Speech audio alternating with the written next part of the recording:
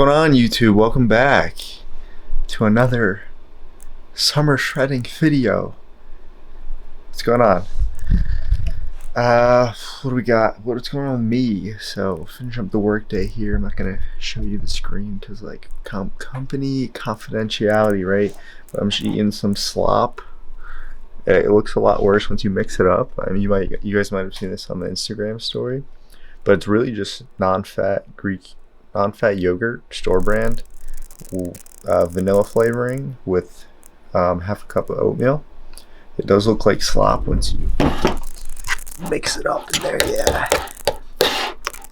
there we go. Ready for the slop.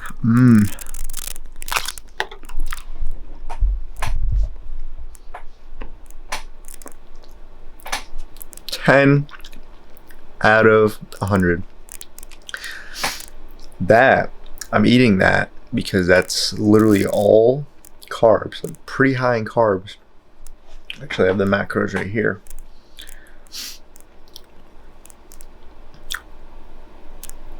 That, my friends, 12p protein, 51 carbs, 3 fat. Can't beat it. Talk about a pre-workout meal. We're going to the gym soon. We're gonna go work out, obviously, because that's all I do. Work out and eat slop. But if you're looking for just straight carbs, and don't do it. Never, just forget about it. Forget about it. Okay. Work day's done. Let's go work out.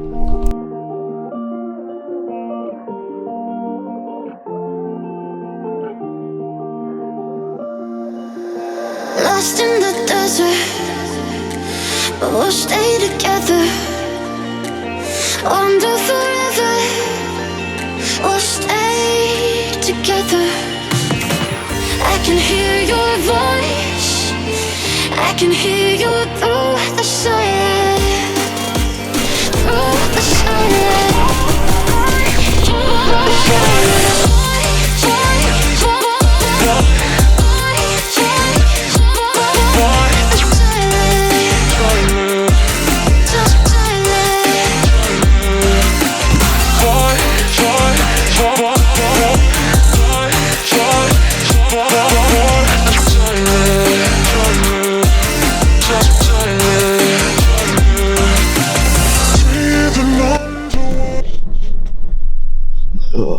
We just pulled up to the drugstore. The candy store at the drugstore. Let's see if they're still open. GNC hours. Oh, nice. They close at 8. Still got an hour to spare. Alright, let's see what I get from here. Give me all the leucine, please. Amino from Ghost, please. I'm getting into my crackhead phase of buying drugs because my strength is dropping drastically. I'm not liking it. And so my resort is to buy aminos to get as much leucine in my veins as possible so I could maybe counteract some of the negative effect of this crazy high deficit that's making me lose muscle mass. Not good. Don't lose weight too fast. I'm stupid. But for those of you that don't know, leucine is the essential amino acid that signals and stimulates muscle protein synthesis, which helps with muscle building, recovery, and also prevents muscle loss. Now, you can get this from your foods, your complete proteins, primarily meats, fish, etc. But because I'm losing a lot of muscle mass and I'm cutting too drastically, going to any means possible, sucking up the leucine. Give me all the leucine.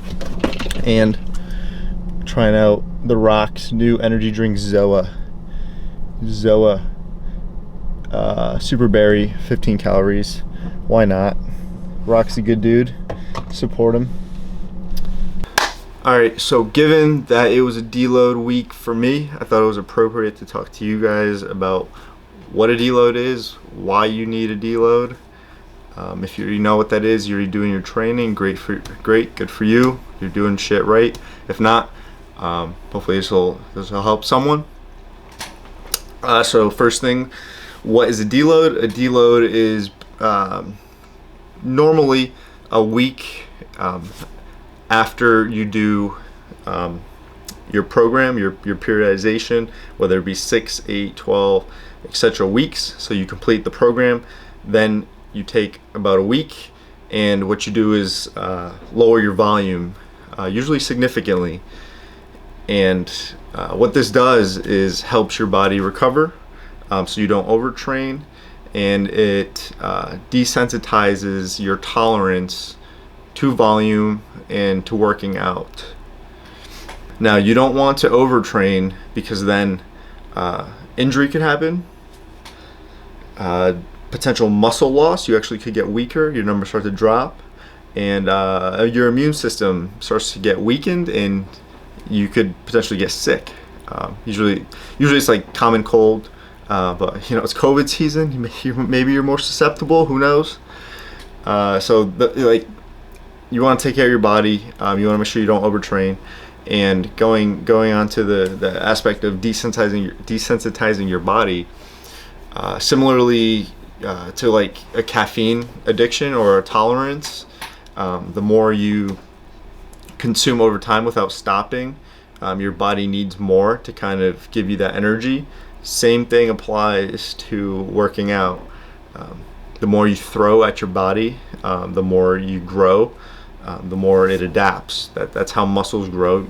It becomes adaptive to the resistance you're throwing at it.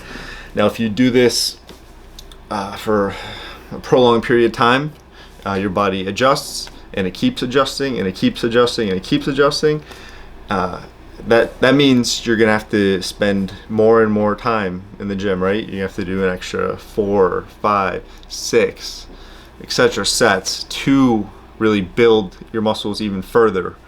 So you need that deload to desensitize, give your body a break, trick it, say, oh, we're only willing to do this amount of sets, this amount of weight, so that your tolerance is lowered, and also your muscles are recovered, so that when you get back into your next program, you can start at a lower set, a lower weight, and then build back up, and your gains will periodically start to increase again. Now, a couple ways that you can go about doing a deload: you can decrease your sets, you can decrease your reps, you can decrease your intensity, which is either your RPE or your load on the bar, the weight you're doing.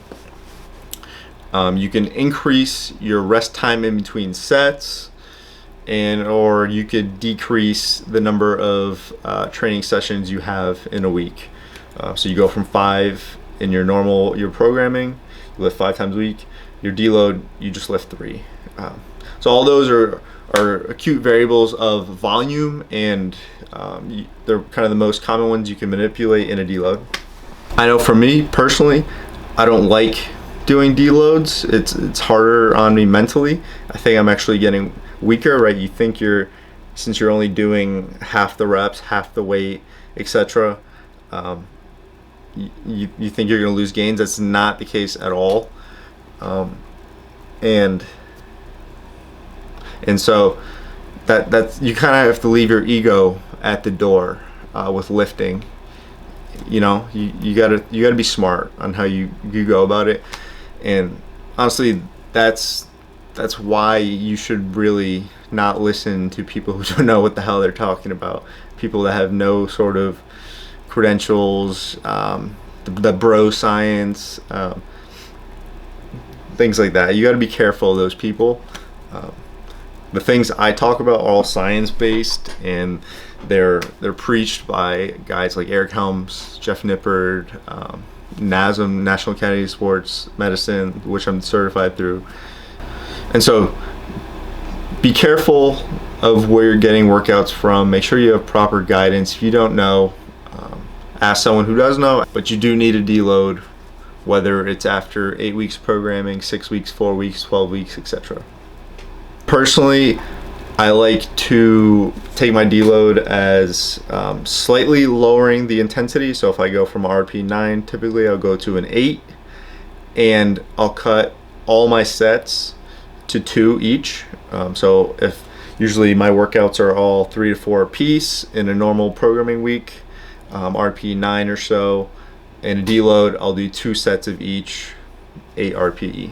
If you don't know how to properly program, I'll do a video, might be my next one, because I do need to program my next 6 to 8 weeks of summer shredding, and can give you guys some tips on how to program. It's very important, and hopefully that's something you guys are interested in. But that will be the next video, or maybe the one after that, not sure yet. But yeah, you need to deload, you need to desensitize your body, you need to not overtrain, you need to be smart. Be smart. Alright, so about halfway through week 7 now. Weighed in at 205.2, and we're doing physique update.